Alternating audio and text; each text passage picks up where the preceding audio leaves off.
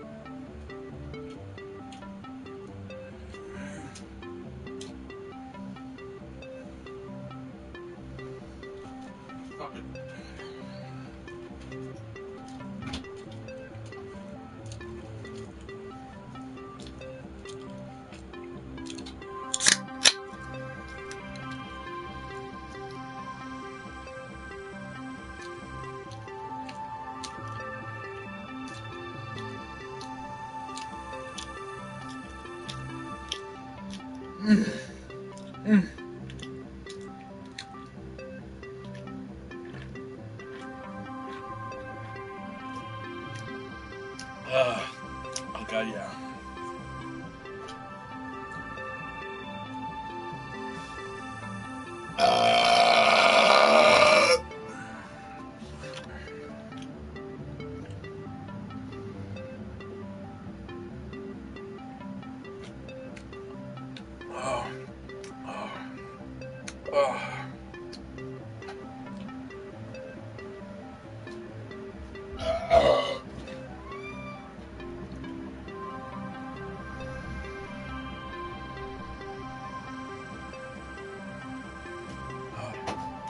That's good.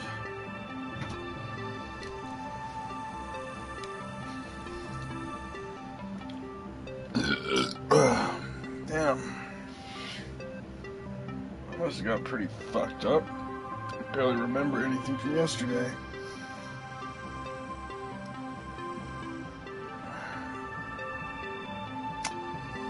Okay. What did I do with my cigarettes?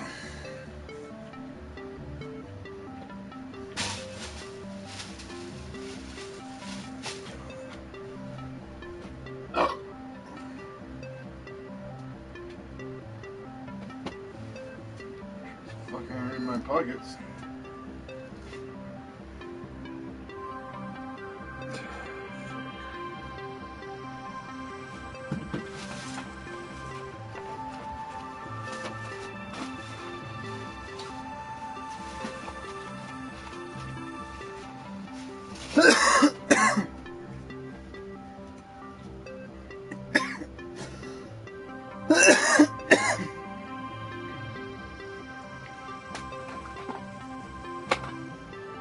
Don't panic.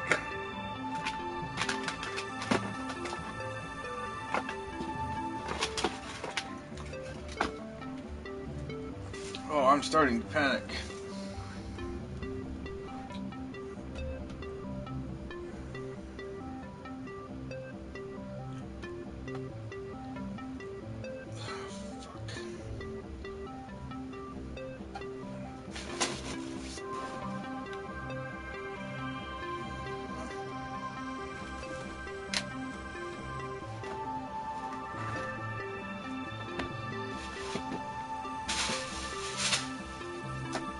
Fuck's sake.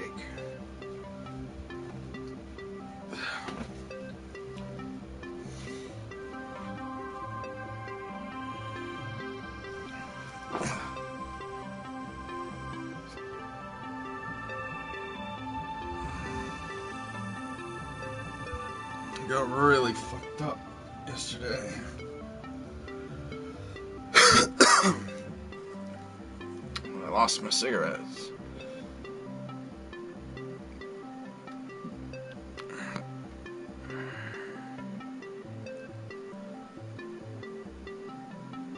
Jesus Christ. I know, how does this even happen? Holy hell. Oh, did I fall down?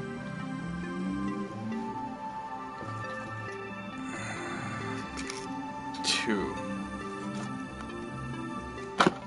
Well, that's a step up.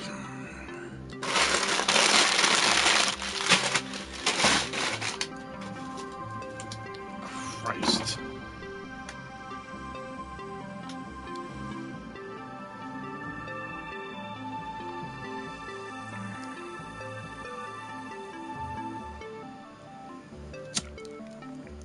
Jesus fucking Christ.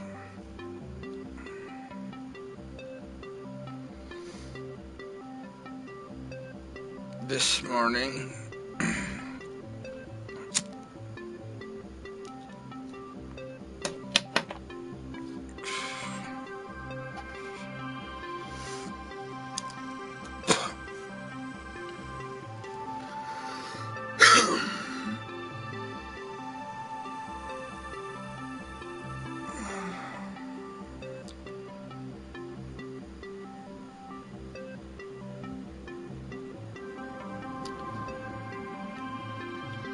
I gotta find the rest of my cigarettes.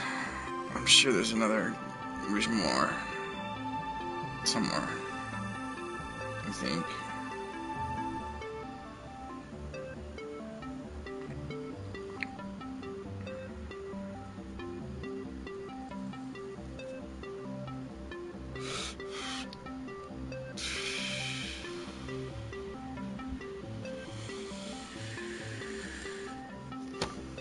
Dude,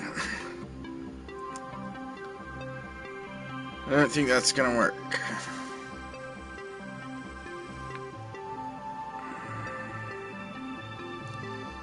I have to tear this place apart to find them.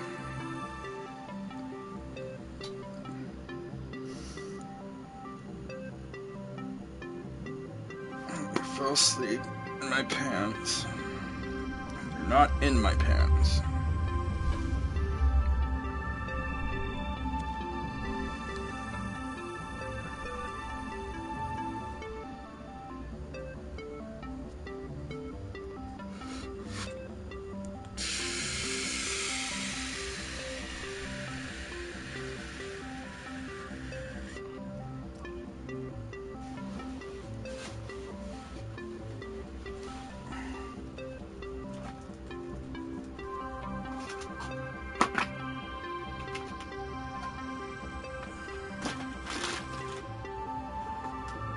Set reminders.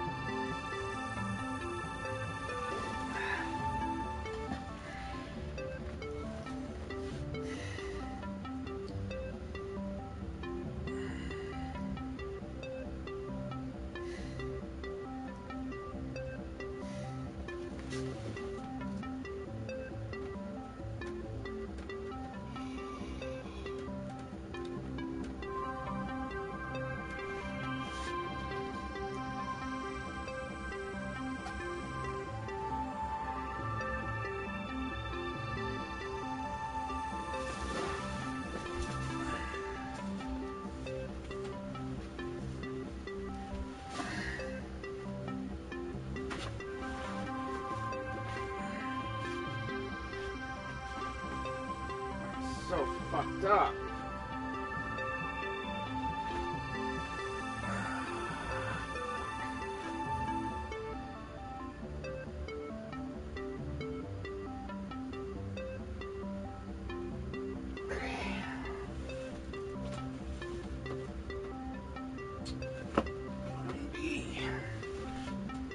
to go out and buy more.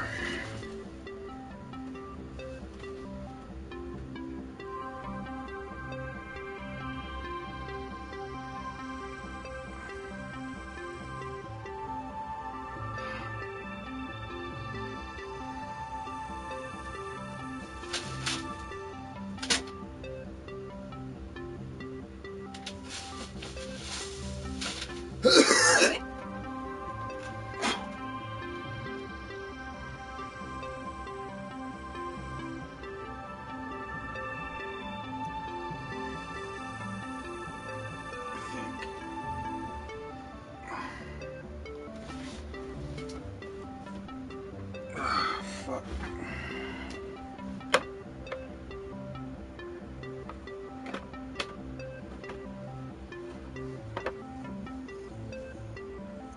Maybe I smoked them all, I don't know.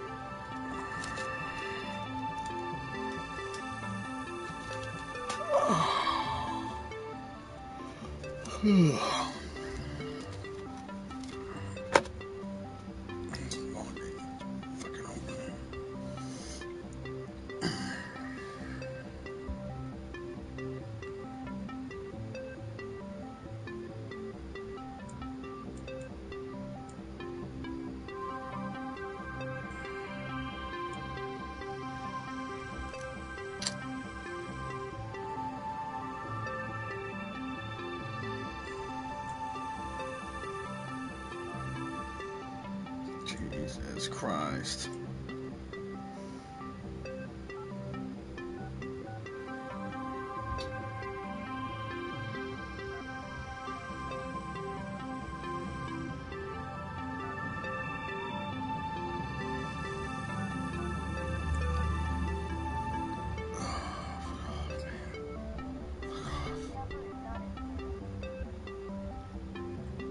Oh man. Fix this. Oh my god! I can't even get my phone to work. This is so stupid. What did I do? What have I done?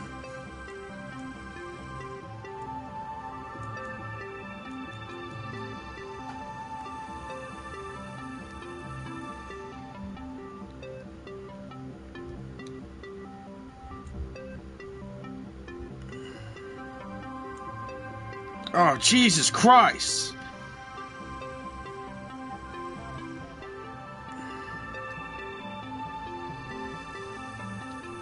Really?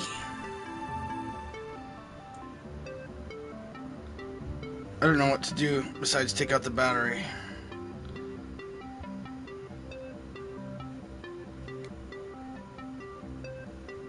Oh, fuck off!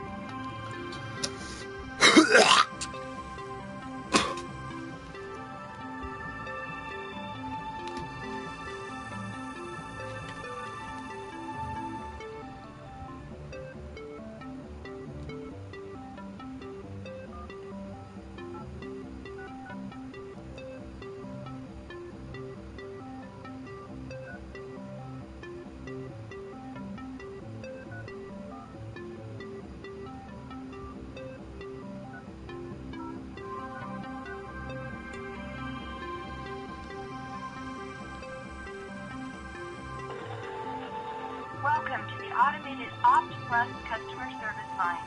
Press 1 for English. Para español. For account deposits, credits, or other. Please enter the 16-digit card number you are calling about. Followed.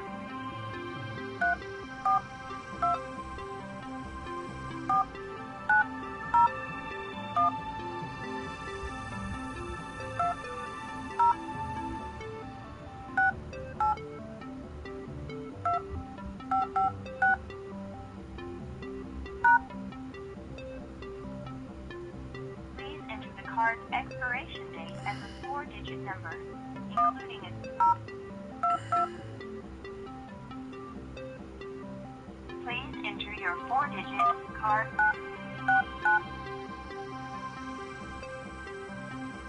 Hello, William Martin. With Opt Plus, it's easy to know your balance.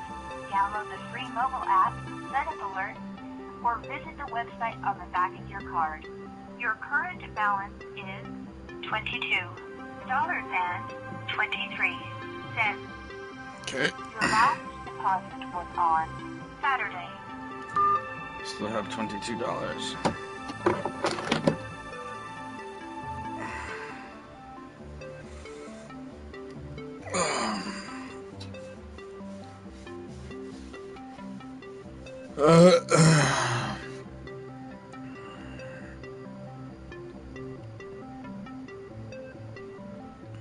And it's only, what, 8, 9 o'clock?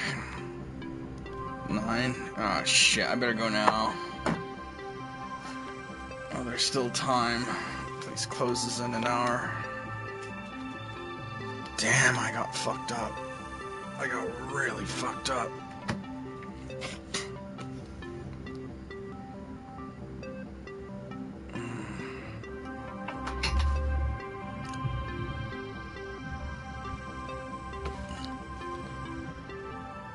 Some wine, extra wine and cigarettes. That's what I have to do.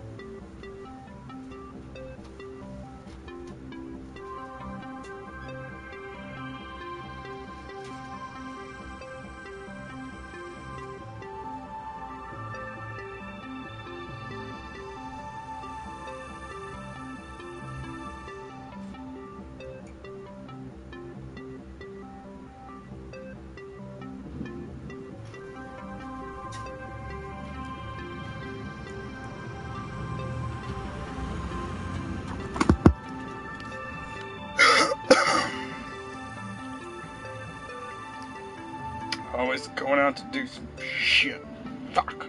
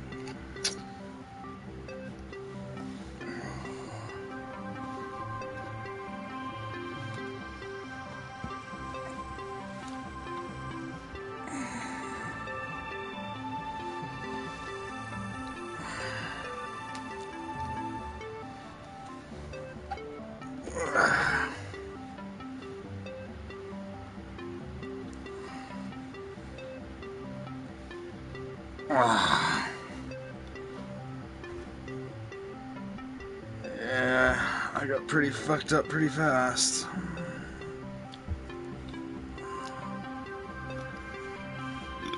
I should get more vodka.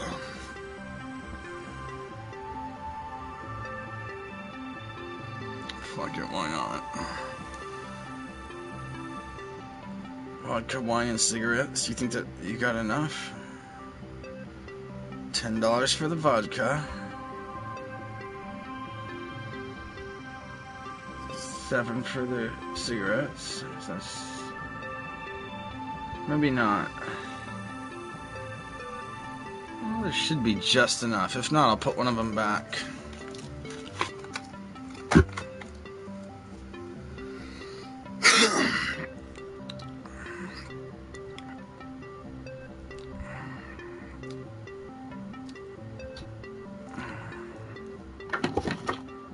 Oh, so fucked up.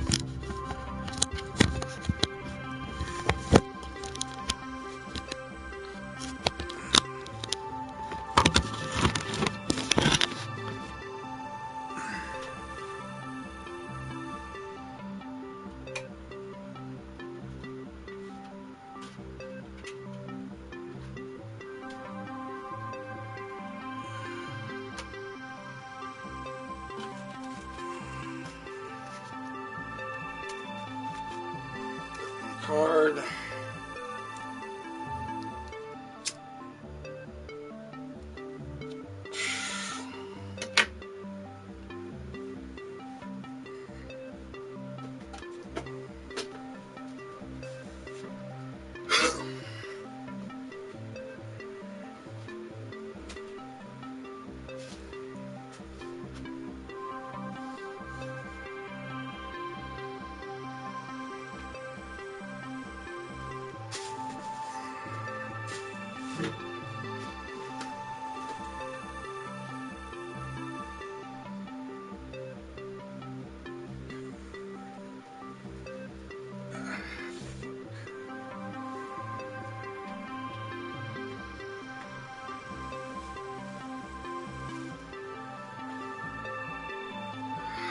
Shirts.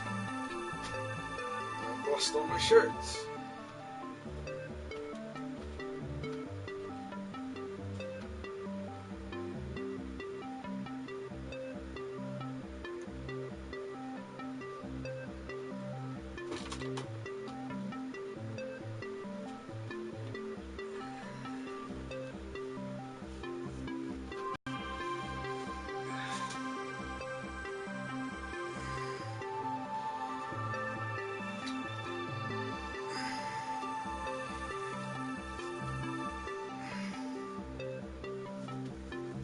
Yep, that's what I do.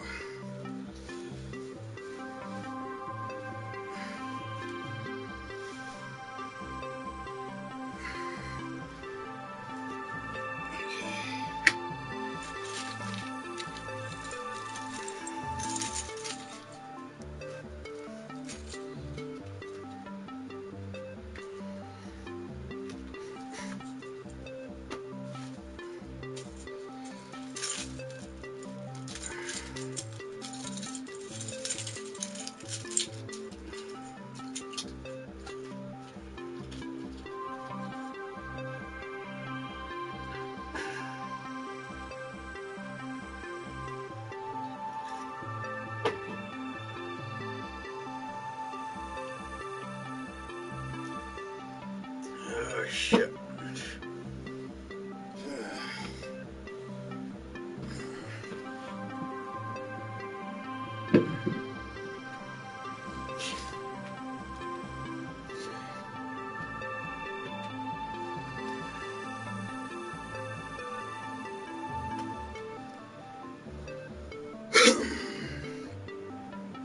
I'm not driving. I'm nuts. Fuck a hat. Fuck you guys.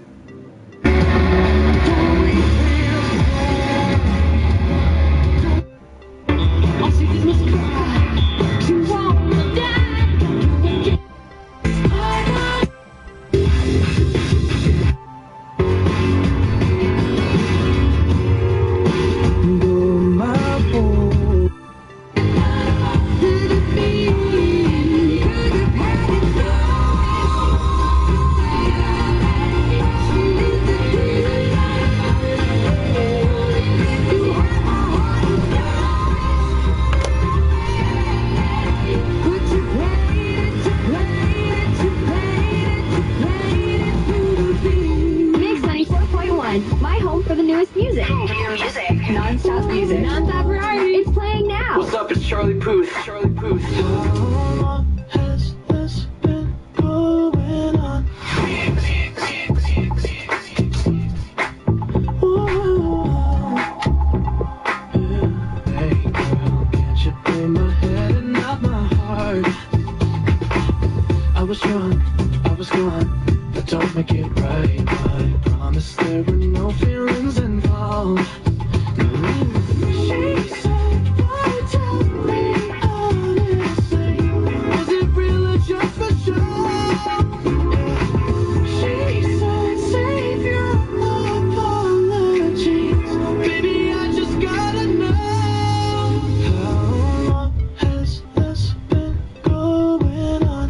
You've been creeping around on me while you're calling me baby. How long has this been going on? You've been acting so shady, I've been feeling it lately, baby.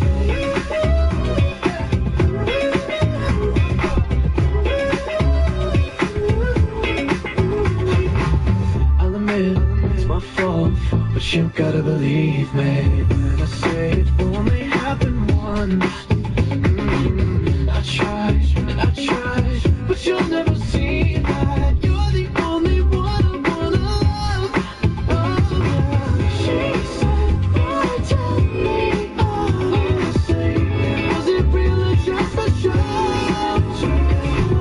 She said, save your apologies, baby, I just gotta know. How long has this been going on? You've been creeping around on me while you're calling me baby. How long has this been going on? You've been acting so shady, I've been feeling it lately, baby. How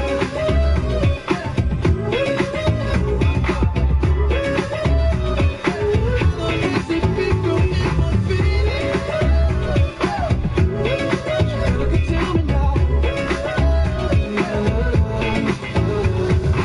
She said, boy, tell me honestly, was it real or just for show?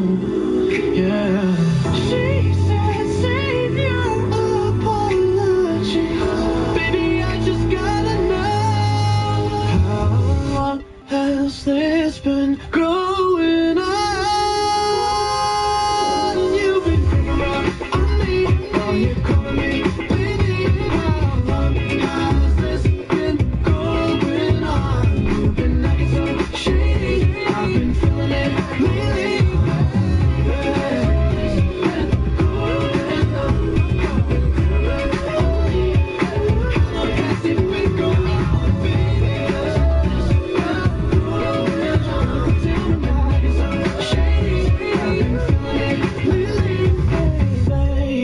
So, you're more about pictures than status updates? Yeah. Our Instagram account is just for you. It's your story, so it's your story. Mix 94.1.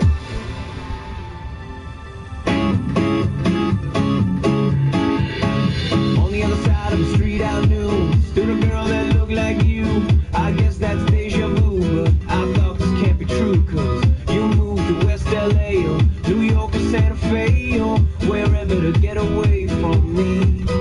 Oh, but that one night was more than just right. I didn't leave you, cause I was all through. Oh, I was overwhelmed and frankly scared as hell, because I really fell for you.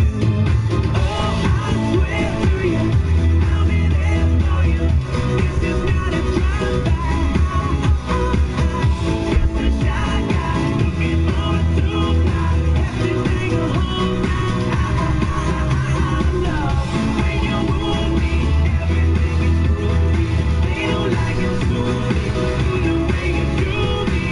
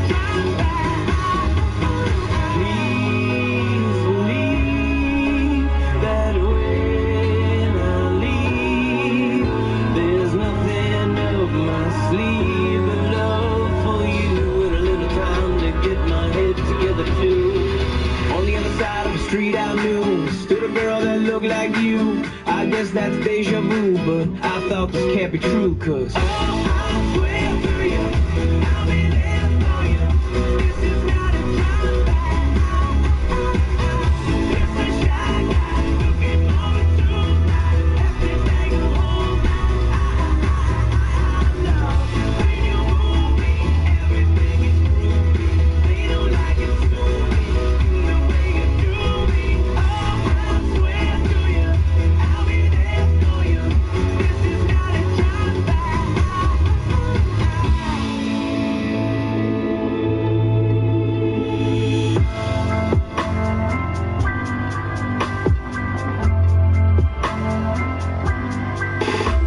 Got a boy back home in Michigan, and it tastes like Jack when I'm kissing him. So I told him that I never really liked his friends. Now he's gone and he's calling me a bitch again. It's the guy that lives in a garden state, and he told me that we make it till we graduate. So I told him that the music will be worth the wait, but he wants me in the kitchen when it's dinner plate. I believe that we're meant to be. But jealousy get the best of me. Look, I don't mean to frustrate, but I always make the same mistakes, yeah. Always make the same mistakes, cause I'm bad at love. But you can't blame me for trying. You know I'd be lying, saying you're the one. That could finally fix me. Looking at my history, I'm bad at love. Got a girl with California eyes, and I thought that she could really be the one this time, but I never got the chance to make her mine because she fell in love with little thin white lines. London girl with an attitude, we never told no one, but we look so cute. Both got way better things to do, but I always think about it when I'm not with you. I believe that I'm in too deep. And jealousy get the best in me. Look, I don't mean to frustrate, but I always make the same mistakes, yeah. Always make the same mistakes, cause I'm bad at love. But you can't blame me for trying. You know I'd be lying, saying you're the one. That could finally fix me. Looking at my history, I'm bad at love. Oh, you know, I'm bad at love.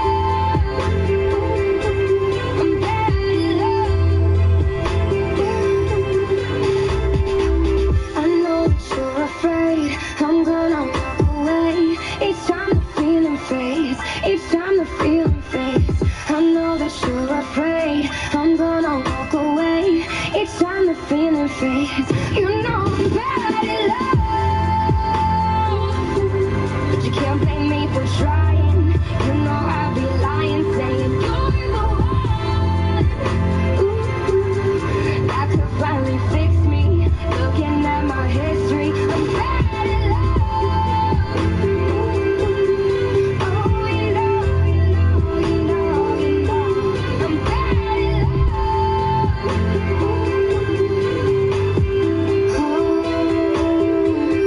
From Aliante to Mountain's Edge and everything in between, this is Vegas' Mix 94.1.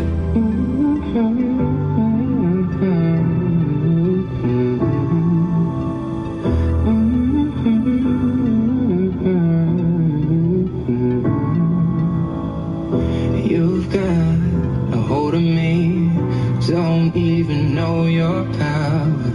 I stand 100 feet, but I fall when I'm around you. Show me an open door, and you go and slam it on me. I can't take any more. I'm saying, baby, please have mercy on me. Take it easy on my heart, even though you told me to hurt me. You keep tearing me apart. Would you please have mercy, mercy on my heart? Would you please have mercy, mercy on my heart? I drive through the night just to be near you, baby. Heart open, testify. tell me that I'm not crazy. I'm not asking for a lot, just that you're honest with me. My pride is all I got. I'm saying, baby, please have mercy on me. Take it easy on my heart, even though you don't mean to hurt me. You keep tearing me apart. Would you please have mercy on me? I'm a puppet on your string, and even though you got good intentions, I need you to set me free. Would you please have mercy, mercy on my heart? Would you please have mercy, mercy on my heart? Consuming all the air inside my lungs, ripping all the skin from off my bones. I'm prepared to sacrifice my life. I would gladly do it twice. Consuming all the air inside my lungs, ripping all the skin from off my bones. I'm prepared to sacrifice my life. I would gladly do it twice. Oh, please have mercy on me. Take it easy on my heart, even though you don't mean to hurt me. You keep tearing me apart. Would you please have mercy on me? I'm a puppet on your string, and even though you got good intentions, I need you to set me free. I'm begging you for mercy, mercy, begging you, please, baby. Mercy, mercy, oh, I'm begging you,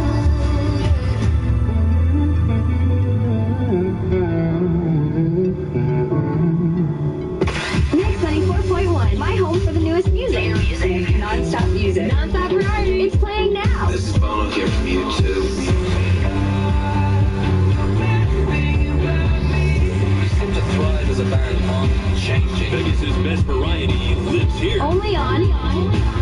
When you look so good, the pain in your face doesn't show.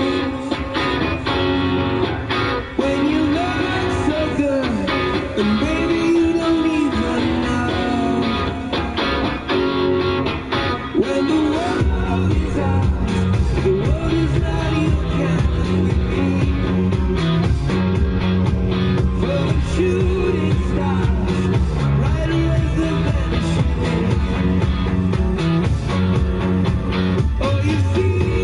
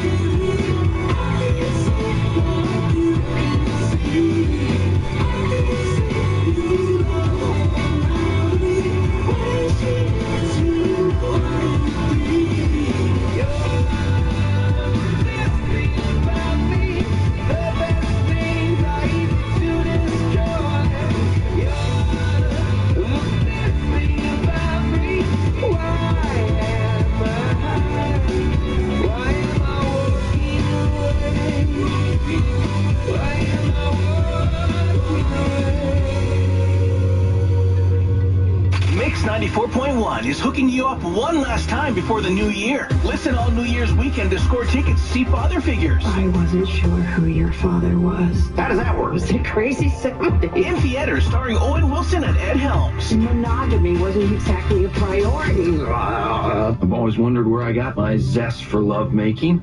Now we know. Plus, In-N-Out Burger is hooking you up and turning your pair of tickets into a double-double 4-pack. Your next chance to win's coming up. Details online at mix941.fm. At Henderson Kia, it's the Light Up the Holiday Sales Event. Right now, get 20% off MSRP on 2018 Kia Soul Plus, Kia Optima S, Kia Sorento LX. That's right, 20% off on our top models. And every new Kia comes with a 10-year, 100,000-mile powertrain warranty. Hurry, it's only at Henderson Kia in the Valley Auto Mall or at hendersonkia.com. 1 to 5 of this offer. Soul Plus 22,870 MSRP minus 3,074 dealer discount minus 1,500 customer cash equals 18,296 net price. On approved credit. Prices exclude tax, title, license, and $499 doc fee. Warranty is a limited powertrain warranty. For details, see retailer or go to kia.com. Offer ends 1/2/18. You have the willpower. You just need a gym that'll power you forward in 2018. Join EOS Fitness for as low as $9.99 per month. Reach your New Year fitness resolution in our supportive, high-energy environment. EOS Fitness features a range of the hottest group and cycling classes, tons of free weights, the latest cardio machines, our exclusive EOS Cinema, a kids club for the little ones, even personal trainers. Everything you need to stay motivated all year long. Join now for as low as $9.99 per month. Call, visit, or join online at joineos.com. EOS Fitness. Better gym, better price. Amenities and monthly dues may vary by location and membership type. Are you a military veteran? Military veteran? Lost in transition? There's one place where fellow vets are making it easy for you to find legit resources. ConnectingVets.com. Presented by University of Maryland University College. Make your resolution to earn your degree at UMUC. Founded for military service members and adult learners. It can work for you. Visit umUC.edu. ConnectingVets.com gets and shares information and advice vets can use. ConnectingVets.com. Did Santa forget to bring you what you really wanted? Well, thankfully, AT&T has you covered through New Year's Eve with a chance to win $2,000. So if some of those holiday gifts weren't quite right, come to your local AT&T and gift yourself by showing us what you really wanted this holiday season. Just stop by a participating AT&T store and snap a selfie holding up the products you'd love to treat your You decide, then share your selfie on Twitter or Instagram with hashtag Here's What I Want Sweeps, or upload it to here'swhatiwantsweeps.com. You'll be entered to win $2,000 plus other cool prizes from AT&T. Also, be sure to check out some great gift with purchase offers from AT&T, including unlimited plans with HBO for life. Treat yourself and hurry down to a participating AT&T store between now and December 31st and tell them what you want. It could win you $2,000. No purchase necessary. See here'swhatiwantsweeps.com for official rules and a list of participating stores. Blue Martini invites you to their White Diamond Ball New Year's Eve celebration. Sparkle with Blue Martini at the south end of Las Vegas Strip. Doors open at 7 p.m. Enjoy live music by Soul City, Party Favors, Balloon Drop, and Champagne Toast at midnight. Take pleasure in an open bar, Butler Pass hors d'oeuvres from 8 p.m. to 10 p.m. and free parking. Table reservations start at $360 and include tax and gratuity. And general admission pricing available. It's the White Diamond Ball New Year's Eve celebration at Blue Martini Lounge in Town Square. For reservations and information, call 702-949-2583. Dress code strictly enforced. Sparkle at Blue this New Year's Eve. Now back to the music. Back to the hits. Back to the music. Faster. Mix 94.1.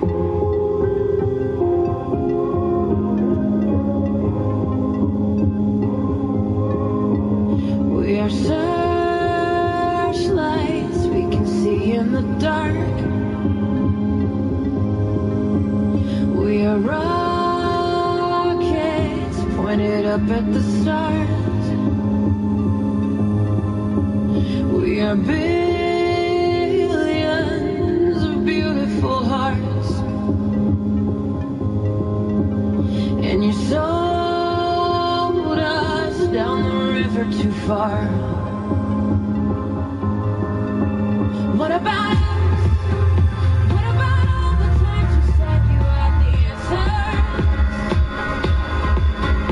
What about us? What about all the broken happy ever after?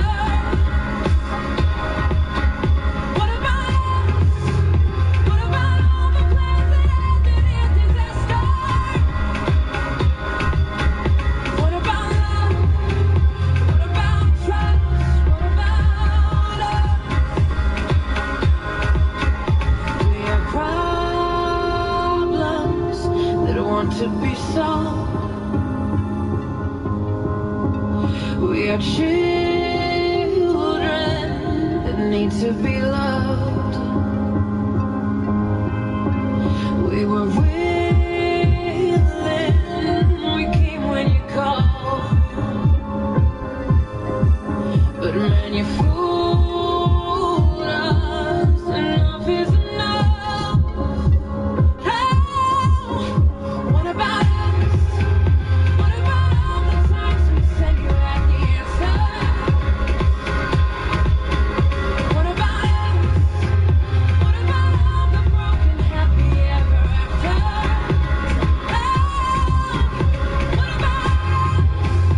What about all the plans that ended in disaster?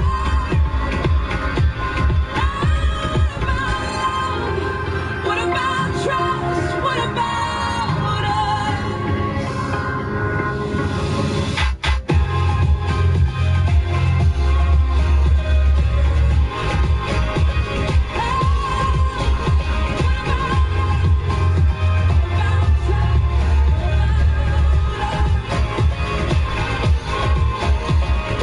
Sticks and stones, they may break these bones, but then I'll be ready. Are you ready? It's the start of us waking up. Come on, are you ready? I'll be ready. I don't want control, I want to let go. Are you ready? I'll be ready. Now it's time to let them know. What about us? What about all the times you said you had the answer? So what about us? What about all the broken happy ever after? Hey, what about us? What about all the plans that ended in disaster?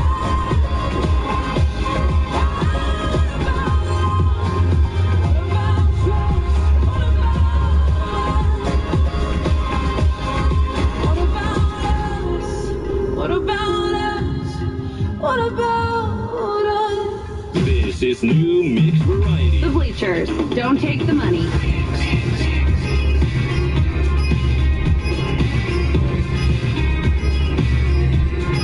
Somebody broke me once. Love was a currency, a shimmering balance. I think that I laughed at that. And I saw your face, man, covered in sunlight. I think I understand. Well, I understand. But we can't stay up late in my dream on the plane. Different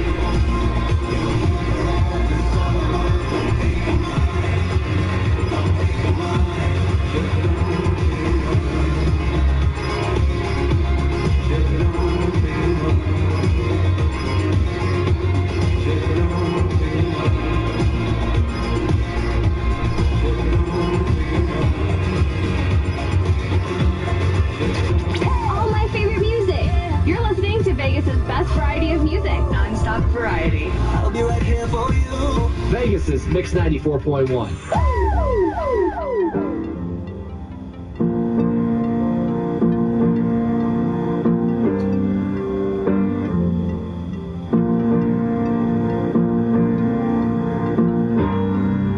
You almost had me fooled.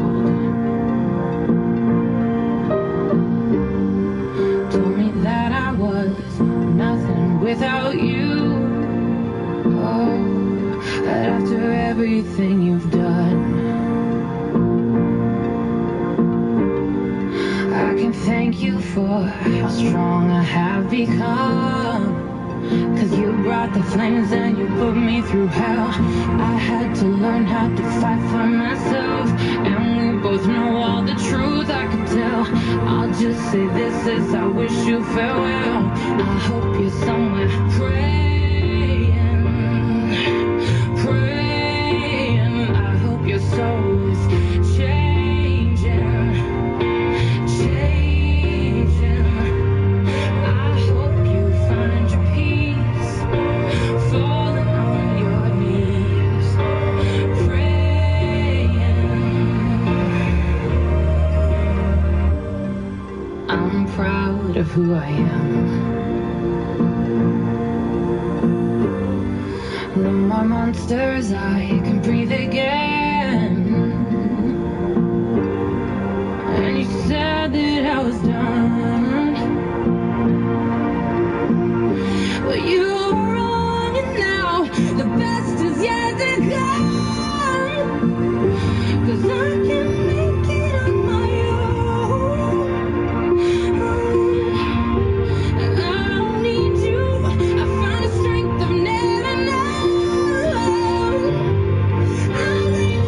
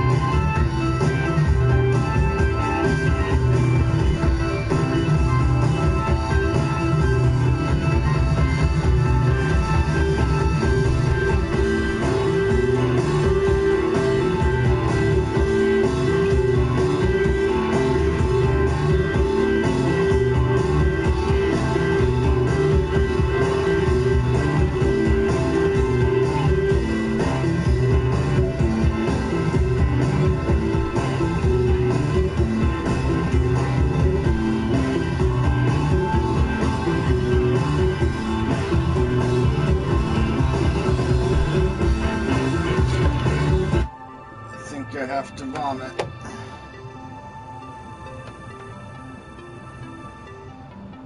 Lovely.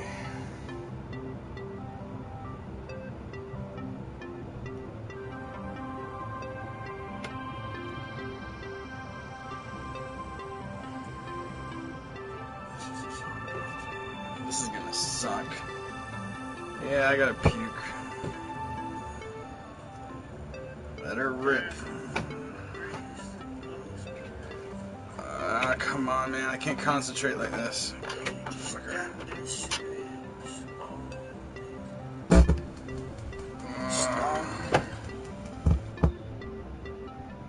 Sick. I took the cool out of Coolrick, and now he's dead serious. Rick. If I needed you, would you come to me? Put your head on my chest and help me rest like Charlie. Now that you really know me, but it's not fair to compare you to Charlie, man. In regard to the tenderness he gave me, it's easier for him to be near to me. He doesn't understand anything about ethics, and he's probably had extensive training. But if I needed you, would you come to me? Put your head on my chest and help me rest like Charlie. Now that you really know me, I'm sorry, man. I'm sorry I killed Coolrick.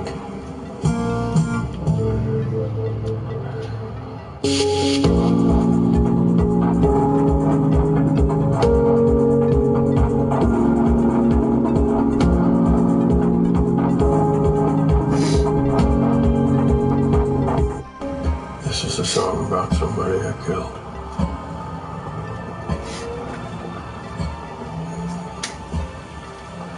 There's a cool breeze that blows wherever Coolrick goes, but he just got dead serious on me.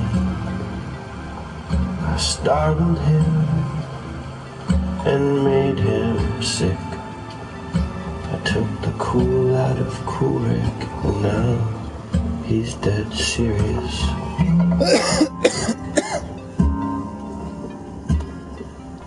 If I needed you, would you come to me?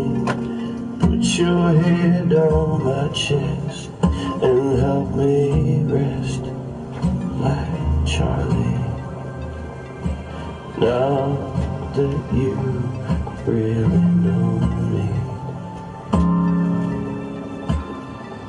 but it's not fair to compare you to Charlie, man. In regard to the tenderness he gave me, it's easier for him to be near to me. He doesn't understand anything about ethics, and he's probably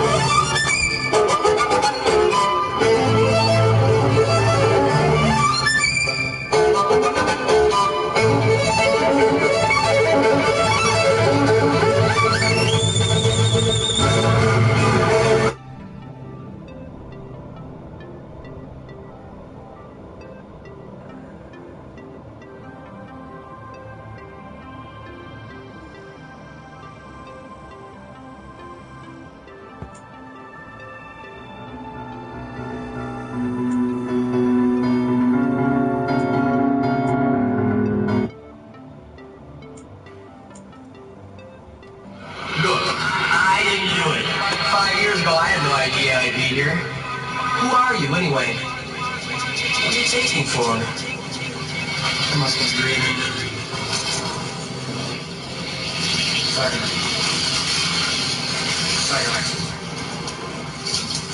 Second.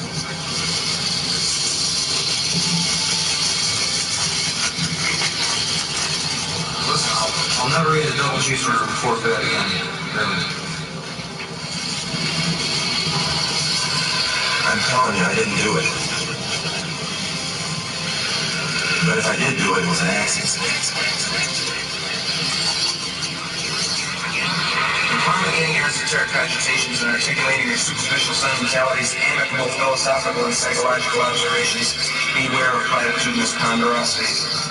Are we really the dream police?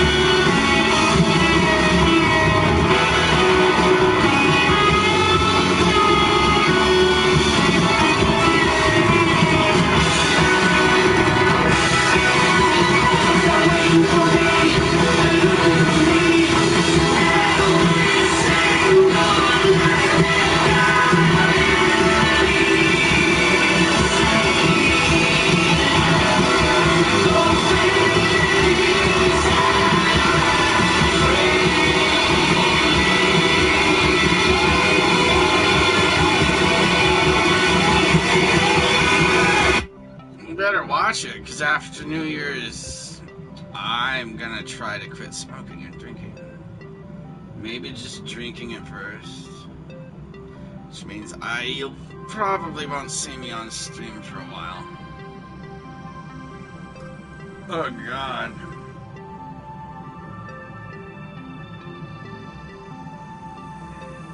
There's something wicked brewing.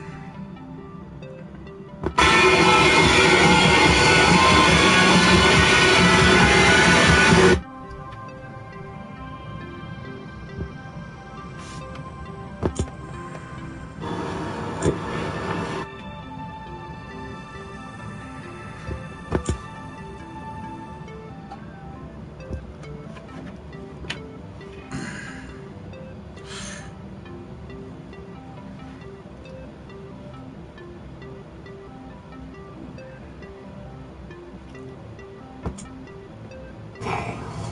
5, 6, 7, 8.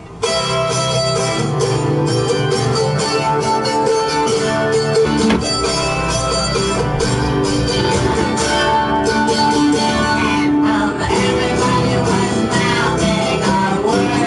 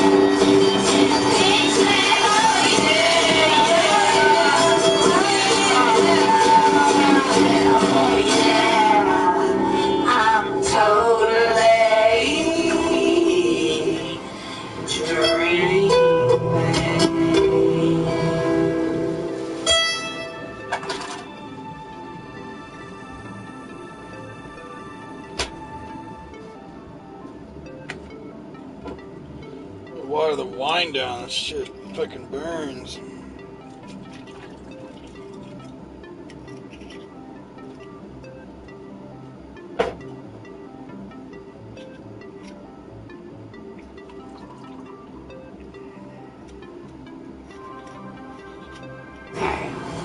Five, six, seven, eight.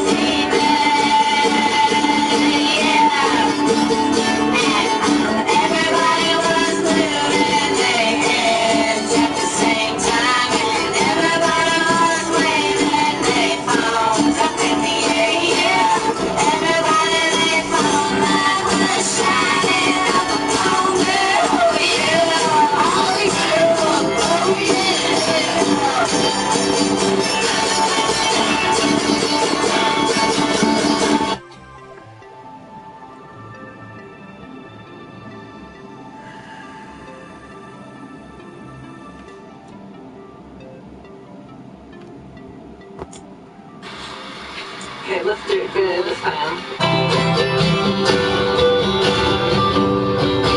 Fast forward 10 years later, I was drunk as fuck. I couldn't keep between the lines. I wrecked my truck. Neighbor came out yelling about his bird back, waving around the fire. Here's my Second Amendment. I went through Desert Storm, where it was an eye for an eye and tooth for a tooth. I'm a better guy, God, touched you. Burning my flesh since the hard way.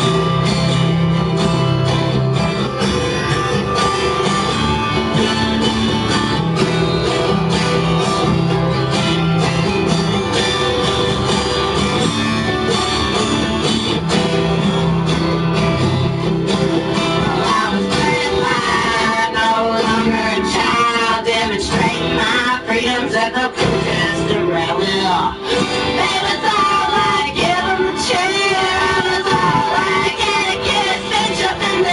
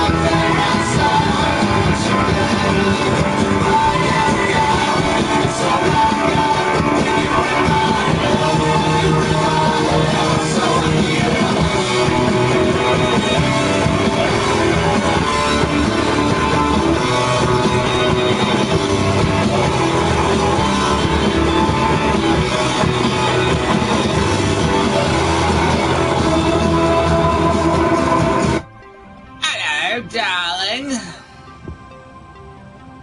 was going to call you and be like, bitch, get in my stream. But I figured it'd be better if you just surprised me.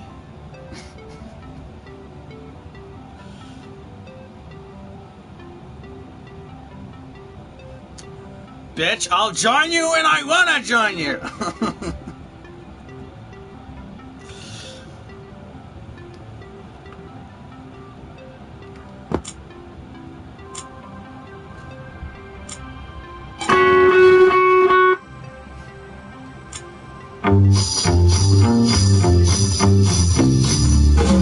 I imagine so. Is it because what I did to the money? Giving it to the neighbor? Yeah, that was a little bit of a fuck up. Last time I do that, I should have went out and gambled it, is what I should have done. And it would have been so easy, because there's a little place right next door to Walgreens to gamble. Why are you mad at me? Cockhead. I was right. I'm mad at myself for doing that, so just give me a break.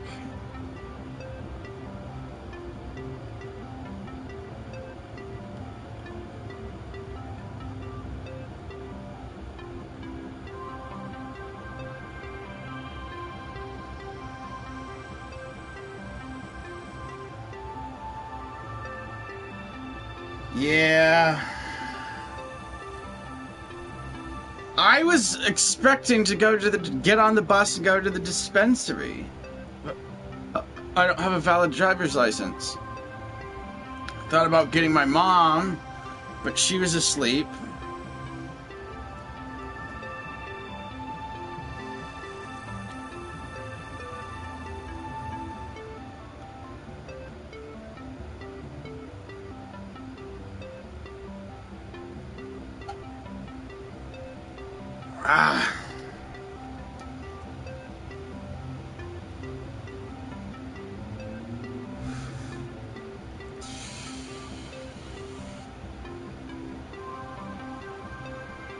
If it makes you feel any better, I still had $20 in there. I just blew it, all of it. More vodka and wine, cigarettes.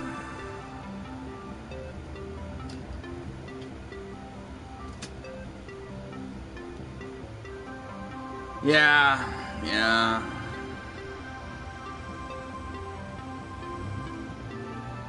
I know. You are such a fucking... What's the word I'm looking for? A come down, a bring down, whatever. Stop bringing me down!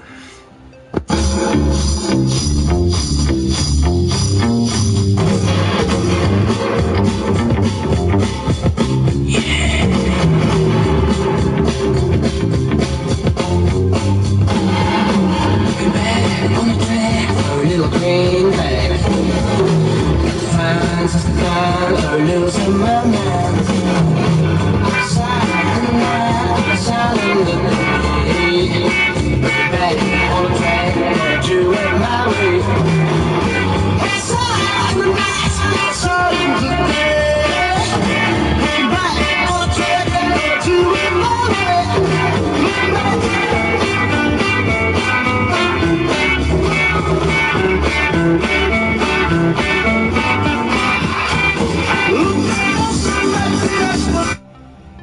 You're absolutely right. I really should have waited. I fucked up. But now, like any time during the daytime, I can go over to the neighbors and he will smoke me up. The word you're looking for is killjoy. Killjoy! How you doing, Killjoy? Michelle, this is Fluffy's daughter.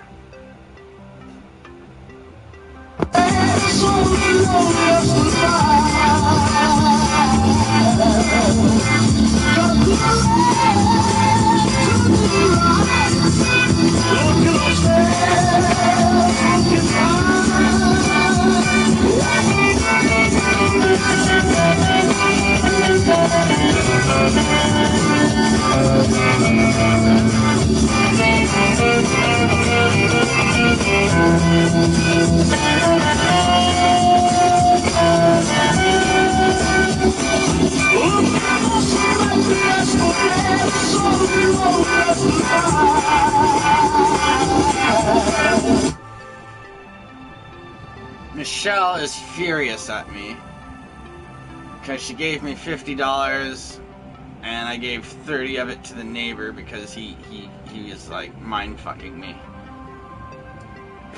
Like, no, you can have 20. He was like, fine, if you're just gonna give me 20, then I fucked up. I fucked up. I should have just walked away. But I wanted to get high really, really, really bad. And I did. But, you know, when I get that high, I'm not normally awake to I mean, I do enjoy it as much as I can, but then I lose consciousness and I fall asleep.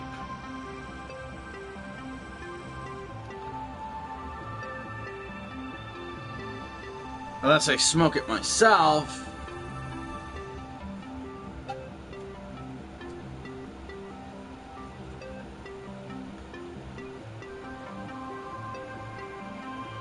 Yeah, Michelle's pretty angry at me.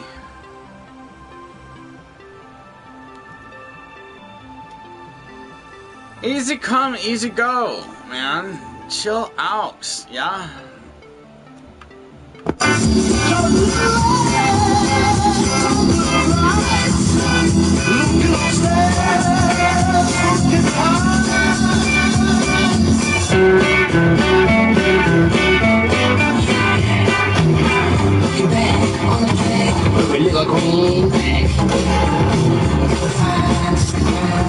Losing my mind.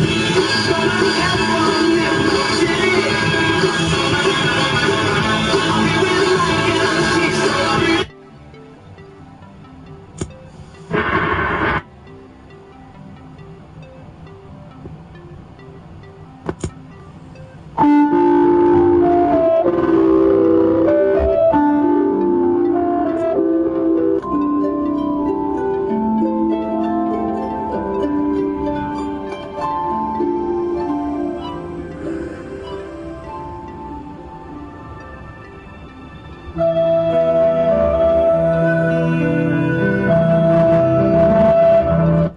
think my mom did that until I was 23, 22.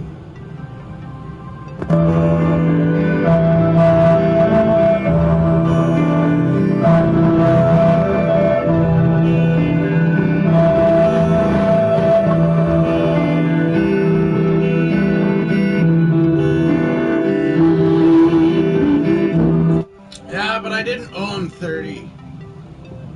I owed him like 10, really. But my addiction to pot kind of kicked my ass. My own, I fucked up. It's alright. It's okay. I'm trying to tell Michelle that, but she's not having it.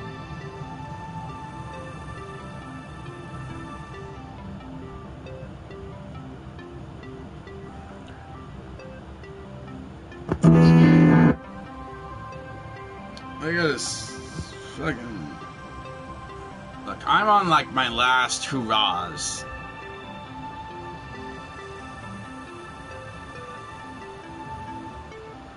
I got a bunch of vodka to drink before New Year's, and then I'm going to try to stop. So there's that.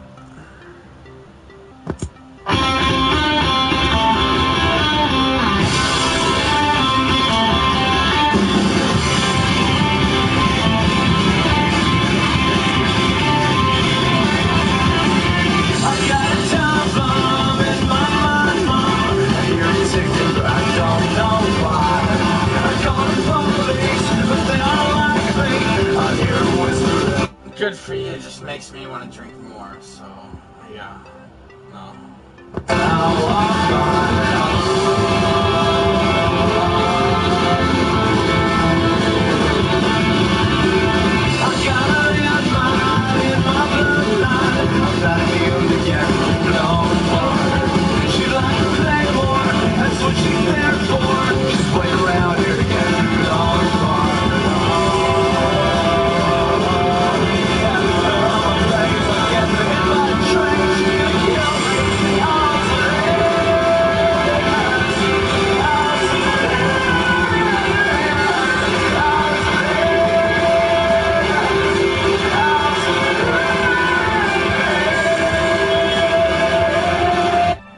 Michelle! You still there? Because you haven't said anything in a long time. I got a rubber pipe. I'm not kidding, watch. This would make a great dildo. Or a butt plug. The bowl of it is glass, and I expect up here is... the whole pipe is probably fire-resistant rubber. Can't break this one. The last one I broke was on purpose. I smashed it with the hammer because I thought I could get out a bunch of resin. It wasn't worth it. Because then I had to go without a pipe for months. Finally got a new pipe for my birthday or Christmas.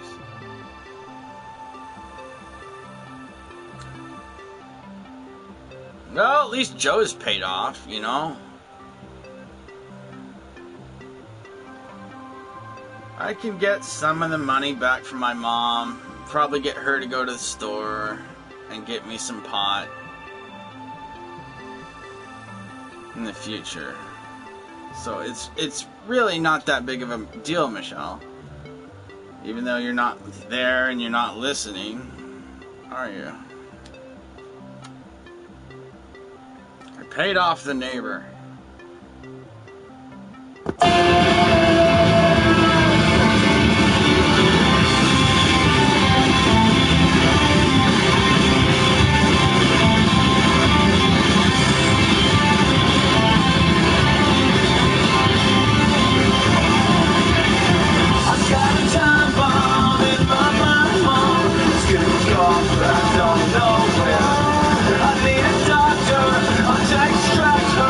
I got a feeling she fell out back again.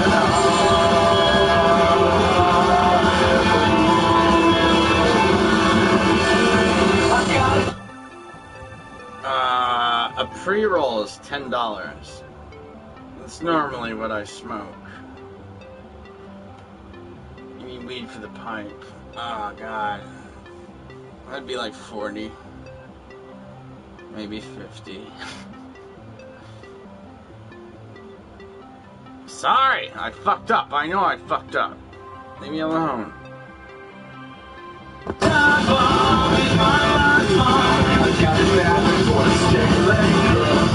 She's gonna kill me, and I don't mean softly. I've got a bad for the stick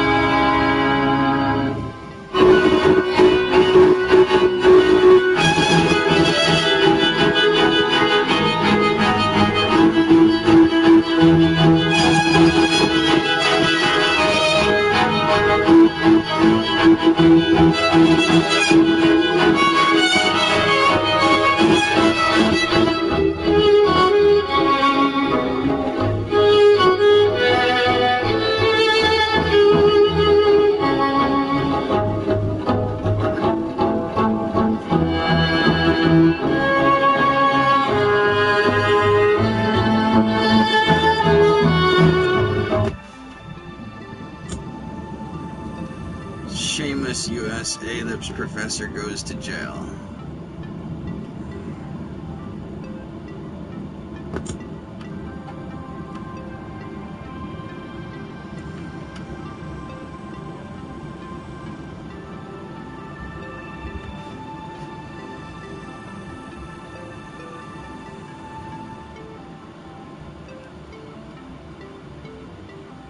Fuck it, I tried.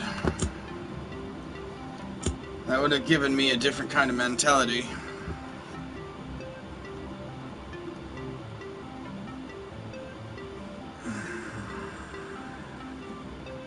No, I prefer to do it outdoors. Indoors is risky.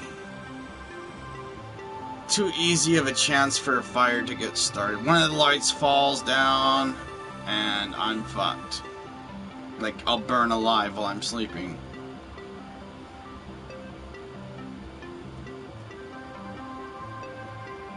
Or smoke inhalation, whatever.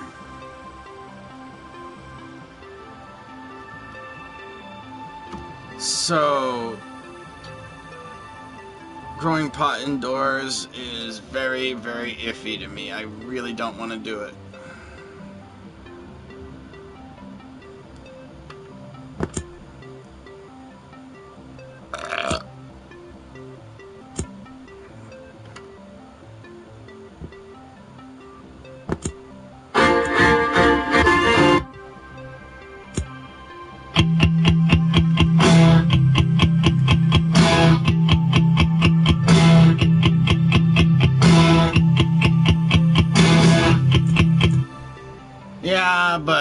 I'm not gonna grow a pot here ever again. But I can do it at my mom's, and that's what I'm planning to do. I'm gonna grow a pot in my mom's backyard. As many plants as I can. The law says 3, I'm just gonna do as many as I can.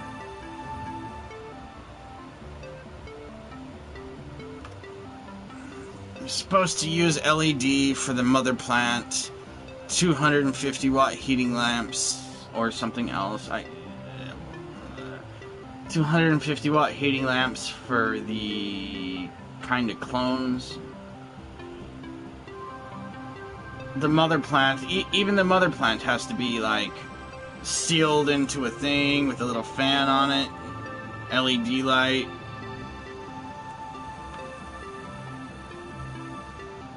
It would not be that easy. Well, I guess it might. If I could get my furnace removed, I might be able to pull it off. I'd be growing pot in my bathroom. Or the mother plant would be there. The rest I'd put in my bedroom or in here.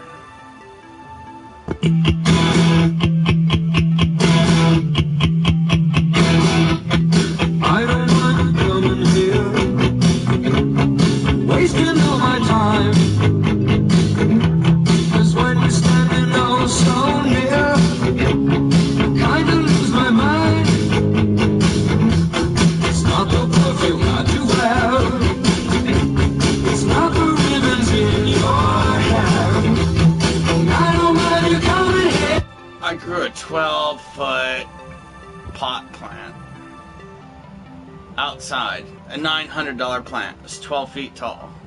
Some assholes came and ripped it right out of the ground, tweakers no less, thinking that they were gonna go replant it in their yard. Of course it died, so they came back and stole my other plant, which wasn't very big. It was maybe 3 feet. My neighbor caught them, yelled at them, so they dropped. And he yelled at them, they dropped the plant and ran away. Fucking little bitches, right?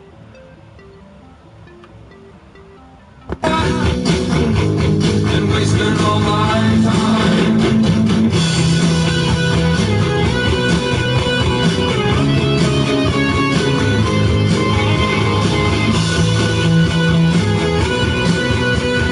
Yeah, after my big plant got stolen, I lost my mind. I went a little bit crazy. The police had to break in because they thought I was dead. Keep that in mind. Just know that for the future. If the police think you're dead, they can enter your house or place without a search warrant. They will break open the door. I'm not kidding.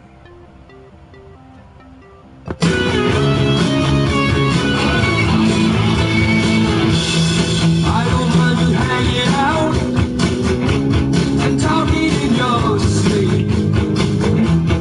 Doesn't matter. Yeah, I was awake when they came.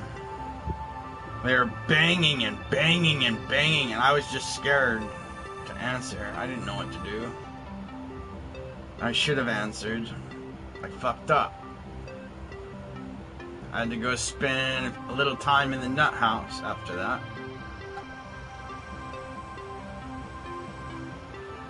Where you been? As long as it was deep, yeah. You always knew you very well. You look so fancy, I can tell. I don't want you hanging out and talking in your sleep. I guess we're just what I need, that's what I need.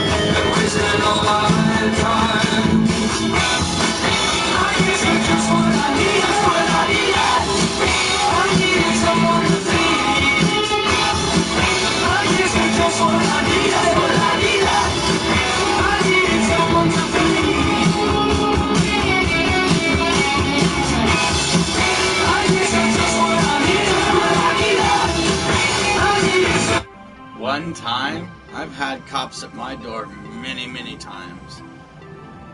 There was one time in particular that I was really proud because they asked to come in and I let them in, and the place was immaculate. There was a bottle of vodka on the table. I was like, yeah, I'm drinking. And there was a big mirror with the Nevada State logo on it. It's like they looked at that. It came from a judge. I got it from a judge who died.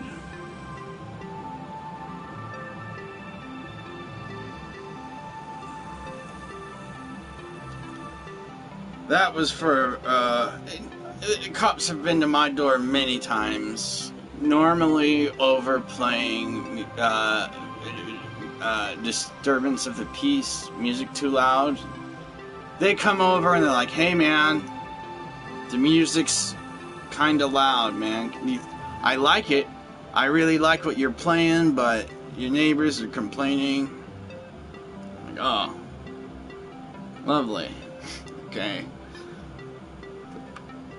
Normally I turn it down.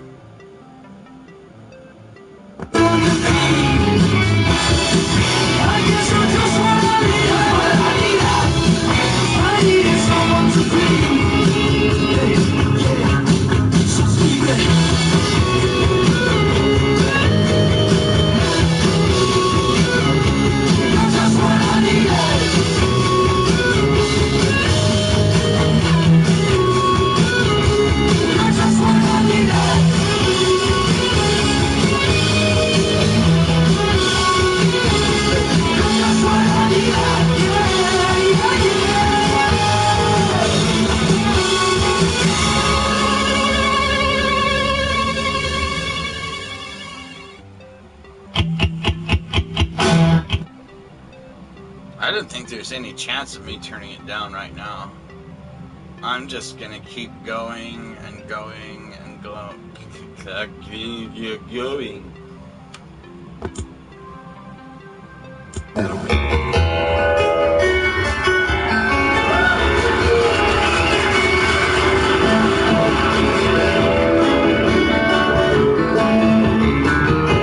clap your hands, it's alright.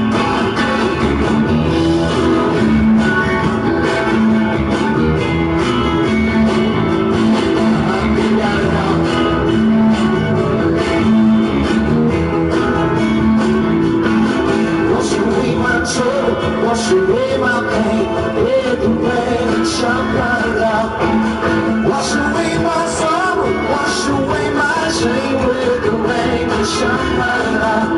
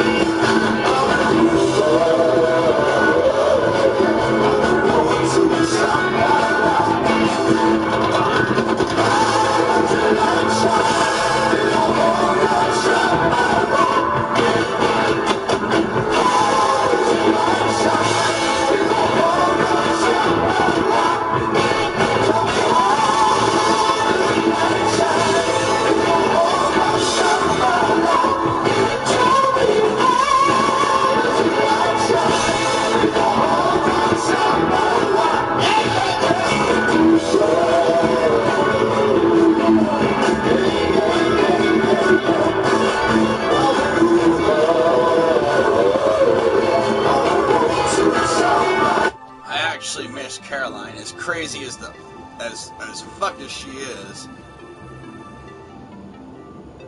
she did a lot of bad shit.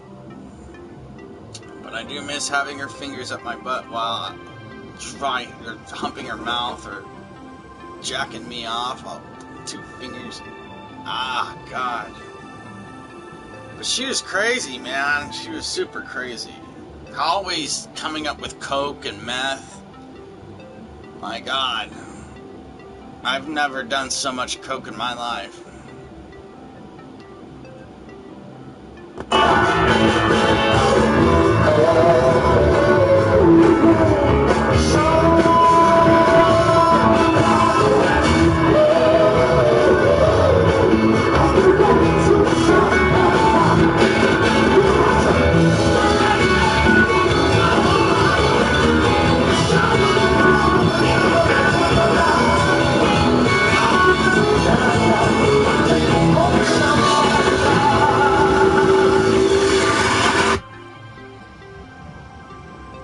Yeah, in a way, she kind of lit my dick on fire.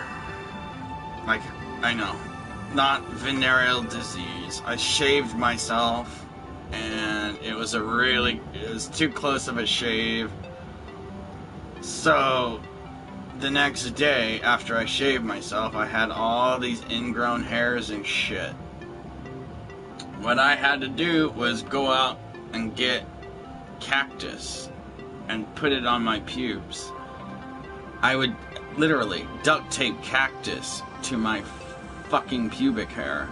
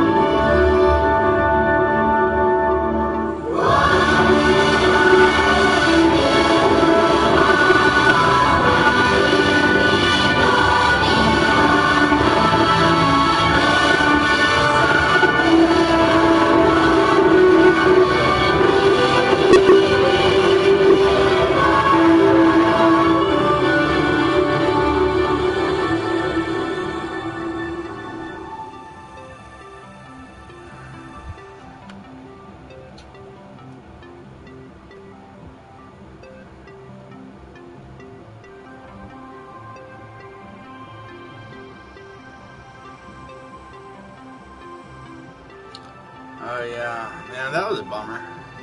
Losing the cat was the worst part. Going to jail was not that bad. We had to spend a night in jail. Losing the cat was the worst part. I guess it was the testosterone, the hormones, the endorphins. The cat knew it was getting high off of us nearly getting into a car wreck. Cat knew that we nearly died. So as soon as my mom opened the door, it was like an orange flash. A little tabby cat. Just boom! I'm out of here, man! Fuck you guys!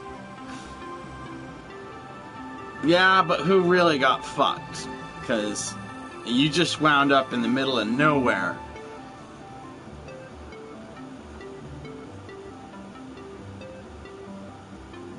Run off on us in the middle of nowhere. Little shit.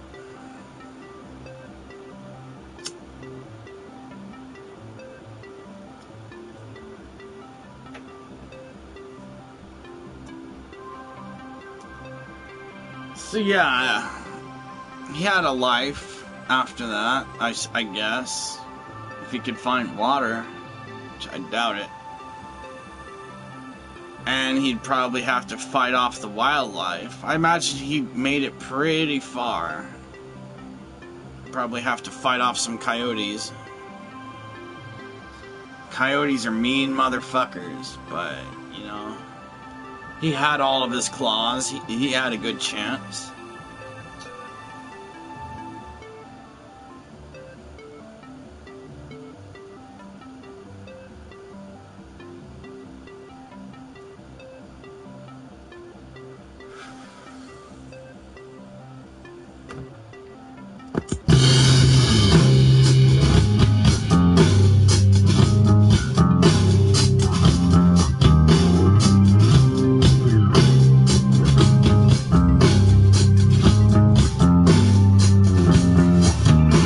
Sure he's dead by now, but I do miss him. He was a funny little cat, man. I'd be sitting in this fabric lawn chair and I'd fart and he'd be like right under me. I'd look at him after I fart. He'd just make this face. This funny face, man. It was great.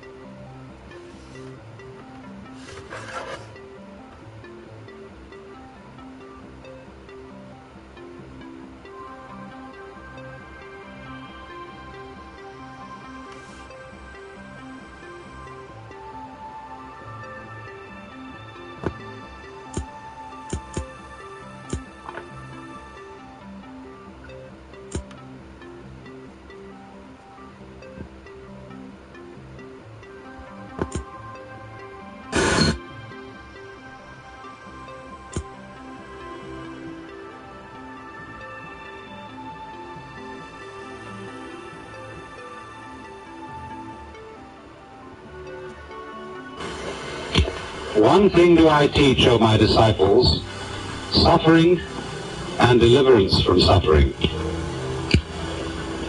It was in this way that Gautama the Buddha, living in the 6th century BC, gave the gist of his whole teaching. And it's for this reason that many commentators and critics of Buddhism have called it a way of escape, because of its tremendous concern with the problem of human pain as the fundamental problem of life and the means of deliverance from pain.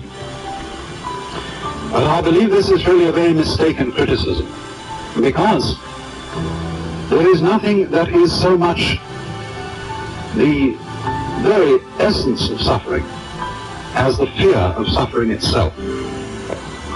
And if the doctrine of the Buddha were fundamentally based on an obsession to get rid of suffering, it would be a kind of self-contradictory vicious circle. This is very well illustrated by another of those stories which I tell from time to time, where a student came to his master with the question, "It is terribly hot, and how shall we escape the heat?" In other words, this was a symbolic question, asking about the whole problem of the heat of suffering. It is terribly hot, and how shall we escape the heat? And he answered, "Go right down to the bottom of the furnace." "But in the furnace," said the student, "how do we escape the scorching fire?" And the master's final word was, "No further pains will harass him." Now you might say then that the attitude of the Buddhist philosophy to suffering is not at all one of turning away from it, of solving the problem of suffering by turning one's back on it and escaping it. Rather, its whole attitude is that the solution to the problem of human pain, whether it be physical or whether it be moral, is to go right into it. Now, in the Buddha's doctrine, pain or suffering in its most general sense is designated by this word dukkha in Sanskrit. Dukkha is the opposite of sukha. And if you break the word down, du here means what is disagreeable, painful, bitter, and ka means condition. Su means what is sweet. So you might say this is bitterness in contrast with sweetness. And the first proposition of the Buddha's teaching, what is called the first of the Four Noble Truths, is the idea that life as we live it is fundamentally dukkha, fundamentally a kind of chronic frustration. And man's effort is always to get rid of this and go to that. But the basic idea of the Buddha was that if you have this you must have this because these two contrast with each other. You don't experience this unless you experience this. You don't experience this unless you experience this. So if you go after sweetness, you cannot experience sweetness unless there is always as its background the contrast of bitterness. And therefore, the objective of the Buddha's doctrine was not to get rid of pain and put pleasure in its place, but to go to something else which stands, as it were, transcending these two opposites, above and beyond them, which in Sanskrit is called ananda. That word is usually translated bliss, but in a rather unusual sense. There is a poem, again from the tradition of Chinese Zen, which says, "Under the sword lifted high, there is hell making you tremble. But go straight ahead, and there is the land of bliss." And so bliss here has a very special meaning. It isn't bliss in contrast to agony. And I think probably the best way of translating the word ananda is to use the English word ecstasy. Now, then our problem is simply this. How is it that through a profound going into suffering, that is to say, a profound acceptance of it, there can come out of it some sort of bliss? This is the problem we have to understand. Now, first of all, by way of illustration, I would like you to consider a mild but nevertheless chronic form of suffering which we constantly undergo, the experience of fear. What is fear? What, in other words, when you are afraid, are you actually feeling? A great deal of the doctrine of primitive Buddhism, as we have it recorded from the Buddha's own teachings, is concerned with close attentiveness to one's inner feelings and states of mind. A careful watching of them to find out what they really are. And supposing then you're afraid, what happens to you? Many people, when asked this question, seem strangely unaware. Their thoughts are concentrated on the particular imagination of the feared event happening. In other words, the person is afraid of having a certain sickness, disease, and he keeps thinking of what it might be like to have that disease. But supposing we switch our attention from that and concentrate for a moment on what it simply feels like to be afraid, we find, don't we, that we get a kind of creepy feeling up the spine, we get a sort of sinking or hollow feeling in the pit of the stomach, and a clammy sensation in the palms of our hands.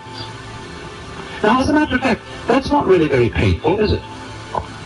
That's all that's the matter with you, and that's the worst that life can do to you at that moment. Furthermore, notice something else, that when you have what you call fear, you have also precisely the same sensations that you have in a totally opposite situation. When you have what we call shudders or thrills of delight. They are the same shudders, the same trembles, sometimes even the same creepy feeling up the spine, the same sinking feeling in the pit of the stomach, that a very profound positive emotional experience can excite.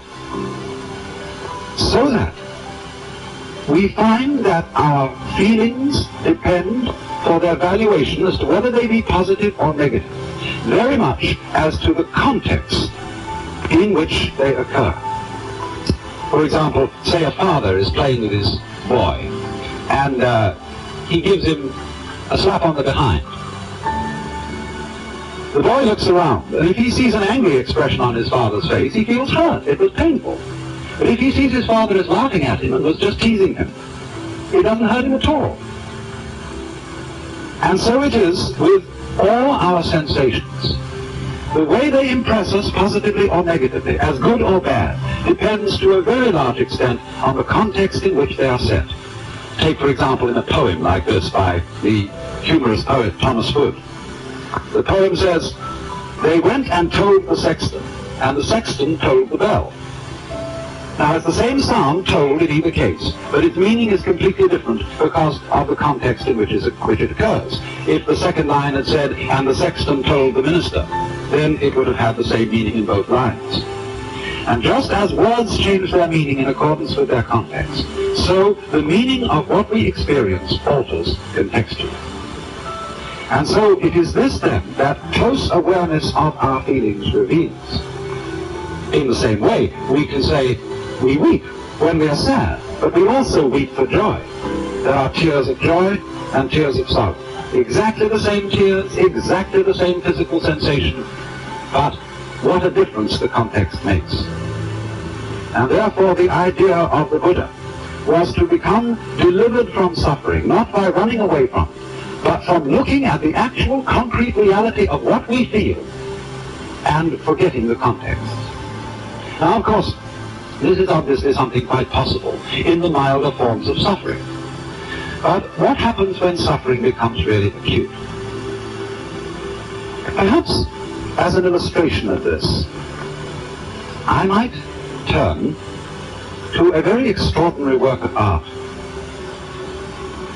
It is a sculpture of Saint Teresa by Bernini. Look at that face and try and decide what feeling that face is expressing. Is it agony? Is it a rapture of delight which would, as we say, cause one almost to swoon? What is it? Actually, if you look back and see the whole scene, you will see that the saint is confronted by an angel who is piercing her with a dart, the dart representing the divine love. And so the figure represents Saint Teresa in ecstasy, in profound joy, profound delight at the state, the inner feeling of her union with the Godhead. And this is exactly what is meant by Ananda. Ecstasy, or pleasure and pain in their most intense forms, both produce that we could call ecstasy. A very striking illustration of this has been given recently. Some of you may have heard of the work of a British obstetrician by the name of Grantley Dick Reed, who has many students among obstetricians in this country. For as you know, the pains of childbirth can be some of the severest pains that a human being can undergo. And the point of Dr. Reed's work has been to show that if you change a woman's attitude to the experience of childbirth, if, in other words, you stop calling these feelings pains, and instead you call them tensions, and if, before childbirth, you train her to relax, to let go of herself, and, as it were, cooperate with the tensions that she's experiencing, the whole character of childbirth can be changed. And many women who have undergone this pre-birth training say afterwards that what they might have expected to be an extremely unpleasant experience turned out to be a profoundly moving experience, even a joyous one. Now, of course, it's pretty clear that we can do something like that when the context of a painful experience is very positive, as it is with childbirth. After all, this is a creative event. Or wouldn't it be a very different matter in the case of the pains of death? Would it be possible, for example, to look upon the pains of death as natural tensions, and so have an entirely different attitude? I don't know why not. After all, we fear death, we have a negative attitude to death, largely because of social conditioning. It's what we've been taught. For example, just to give another illustration and then get back to the subject of death. The idea of being sick, I mean vomiting, is something which most of us regard as disgusting. But is it actually disgusting? Don't we revolt with the feeling of disgust from it? Because when we were little children and we were sick and we threw up, our mothers went, "Ah," and we caught from them the emotional attitude toward that kind of experience, so that it reverberates and echoes with us ever afterwards. Well, It's rather the same with death. Because death is, after all, beneficent. If we never died, not only would our world become hopelessly overpopulated, not only might we become utterly bored with century after century after century of experience without intermission, we might crave death after the first 500 years of life. And never to be able to have it would be like the torture of a chronic and fantastic insomnia. So, if death is fundamentally merciful, if it is natural, if it is something that is just as much an integral part of being a human being as having a head or having hands, then would it not be possible to have a changed attitude to death in any community or society, so that in due course people could begin to look upon the pain attending death in the same way as they can be taught to look upon the pain attending birth?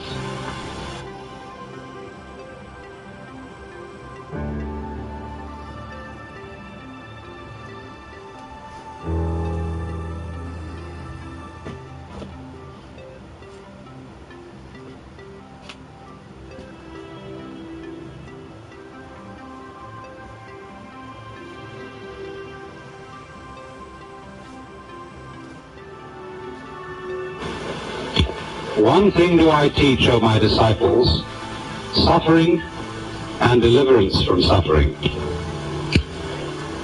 It was in this way that Gautama the Buddha, living in the 6th century BC, gave the gist of his whole teaching. And it's for this reason that many commentators and critics of Buddhism have called it a way of escape, because of its tremendous concern with the problem of human pain as the fundamental problem of life and the means of deliverance from pain. But I believe this is really a very mistaken criticism, because there is nothing that is so much the very essence of suffering as the fear of suffering itself. And if the doctrine of the Buddha were fundamentally based on an obsession to get rid of suffering, it would be a kind of self-contradictory vicious circle.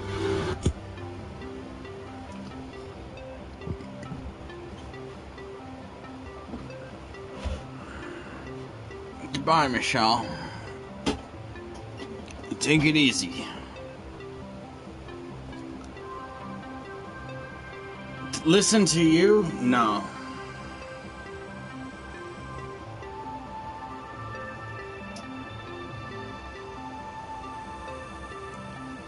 You're less of an idiot than the other Aussie. Other Aussies going to get banned. I was planning to ban him since he asked me, didn't Santa get you, didn't you get a shirt for Christmas? Fuck that guy.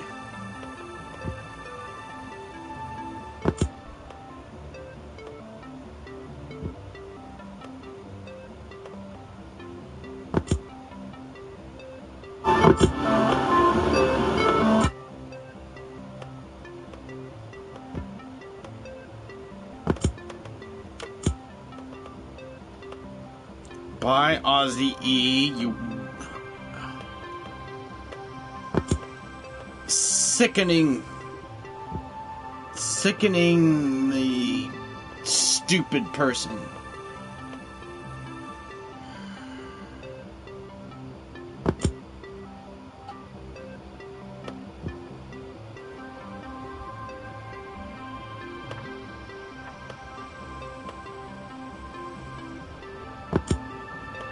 It's Buddhist, alright.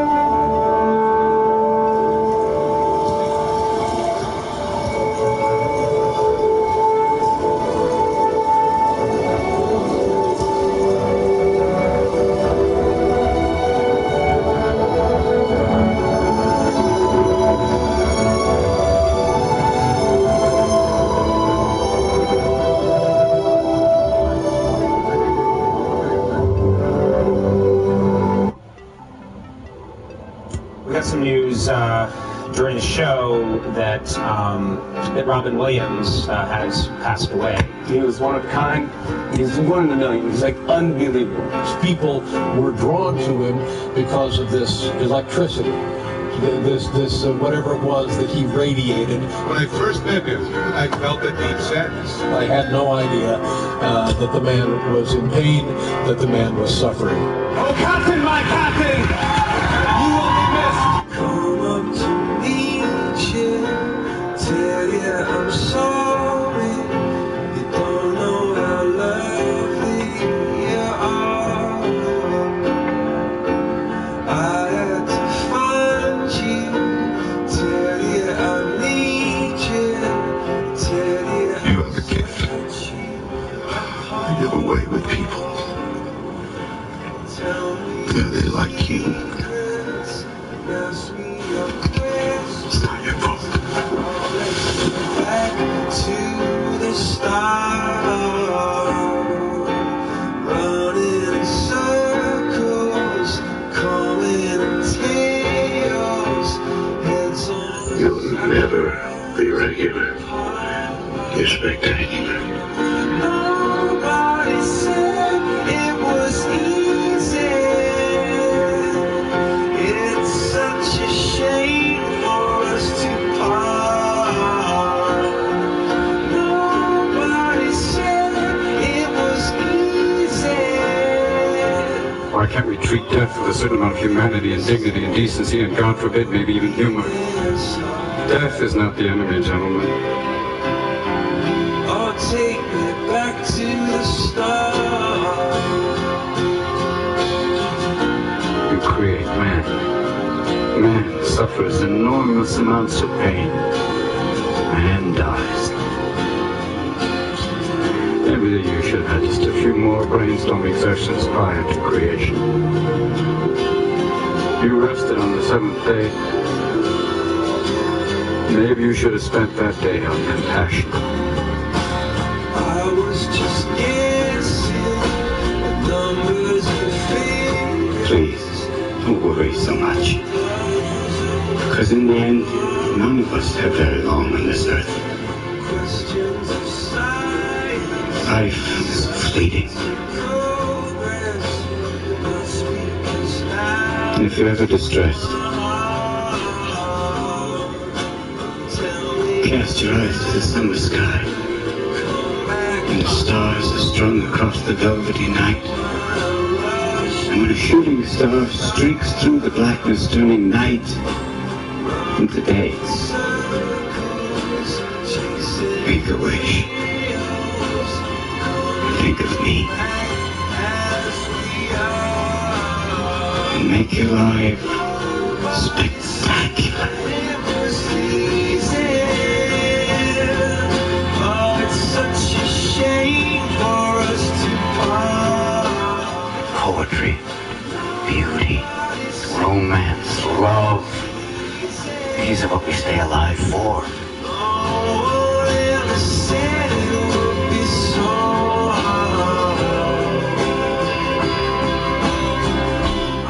Oh, Captain, my Captain. Gentlemen.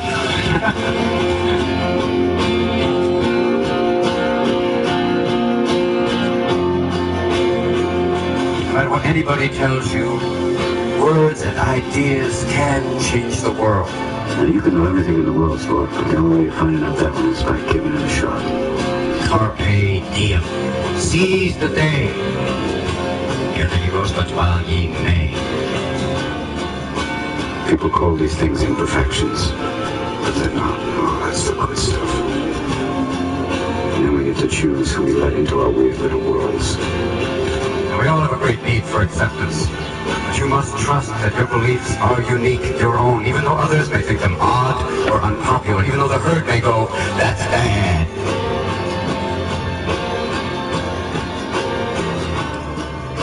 The powerful play goes on and you may contribute a verse.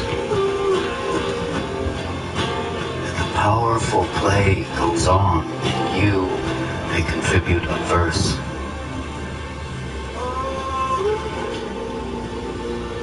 What will your verse be?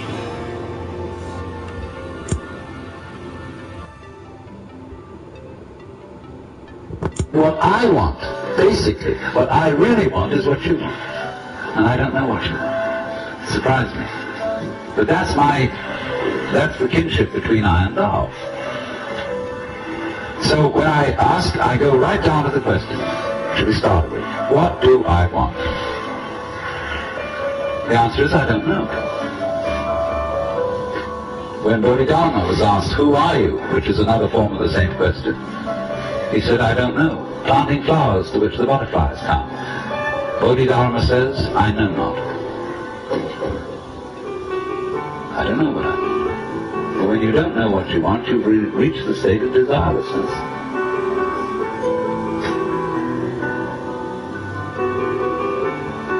When you really don't know.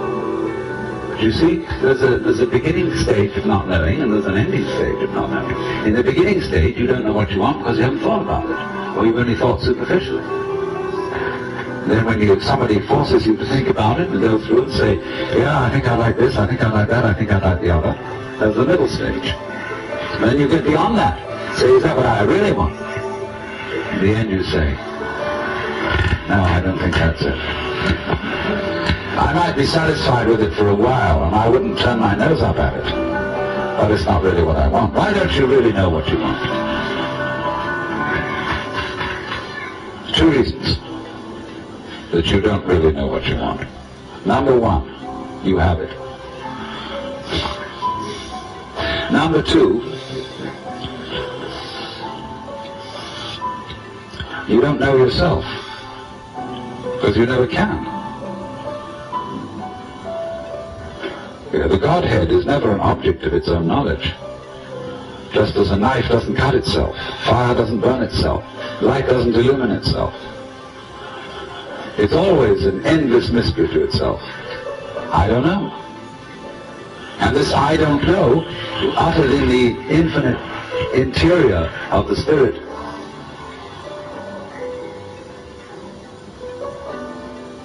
this I don't know is the same thing as I love, I let go, I don't try to force or control. It's the same thing as humility.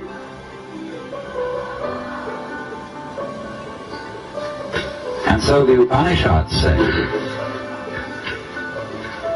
if you think that you understand Brahma, you do not understand, and you have yet to be instructed further.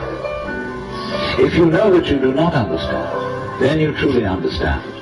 For the Brahman is unknown to those who know it, and known to those who know it not.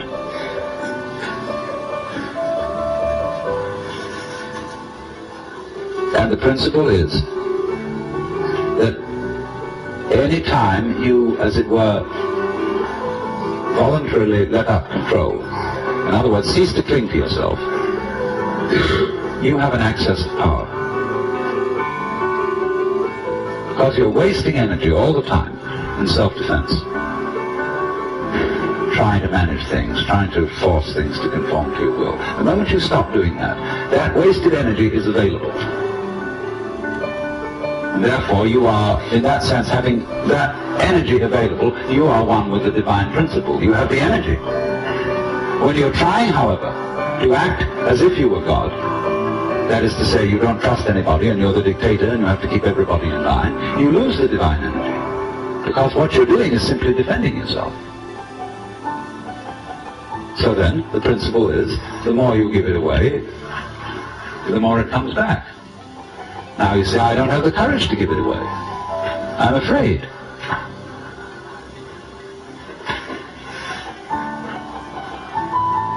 And you can only overcome that by realizing you better give it away because there's no way of holding on to it.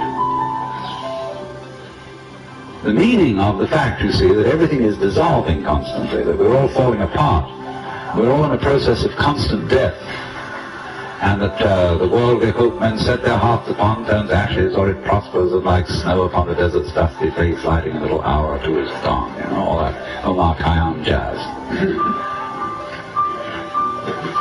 You know, the cloud-capped towers, the gorgeous palaces, the great globe itself, I, all which it inherits shall dissolve, and like this insubstantial pageant fade, it leave not a rack behind. all falling apart. Everything is. That's the great assistance to you.